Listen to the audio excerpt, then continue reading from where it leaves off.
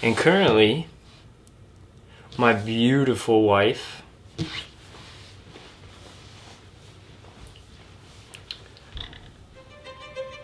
I'll be right back.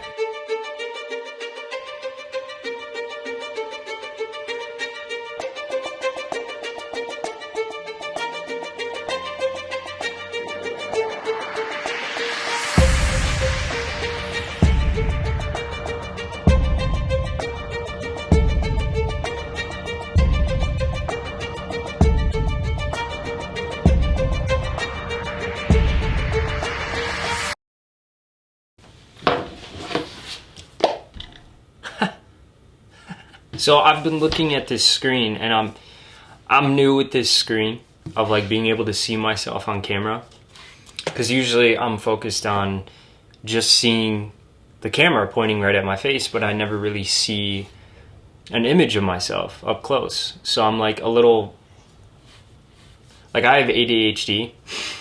So, but let's make this more cinematic. What do you say, huh?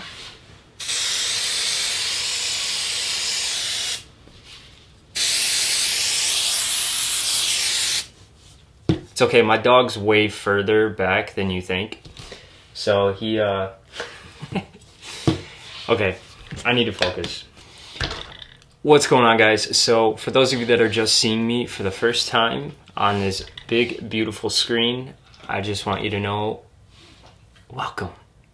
Welcome to my ADHD channel. I've been trying to be too serious for too long, and I feel like a part of the journey of being a filmmaker is meant to have fun, right? You're supposed to have fun. You're supposed to enjoy the process. And I think that's why so many people out there as well never get started, because they overthink and overcomplicate the process of just turning on a camera and filming yourself. It's so easy, it's stupid.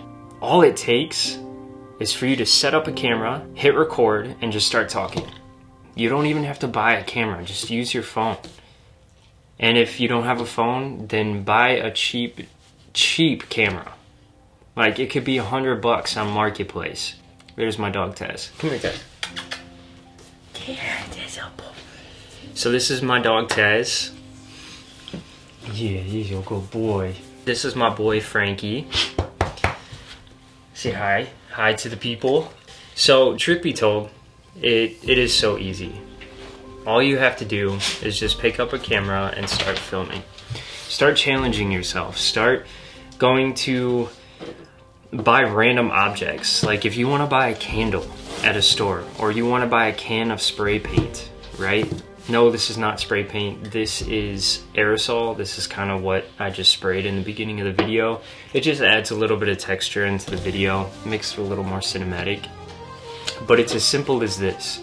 You can literally buy a can of paint for $5. And what you could do is you could just film yourself painting something in your house or in your apartment. If you want to paint something on a wall, or just paint a little spot on the wall a different color, like film yourself doing that and just get creative.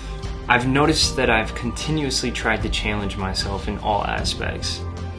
And I've started to read more, and I've tried to understand more about filmmaking. And I think that in itself is so powerful, because I feel like so many people just pick up a camera and they start shooting, and they follow the trend of, oh, buy the most expensive camera and just start shooting, and it doesn't always work like that. Some people do get lucky, but I will tell you, 99% of people need to learn the process of something before starting something. And in some scenarios, you need to jump to the wolves.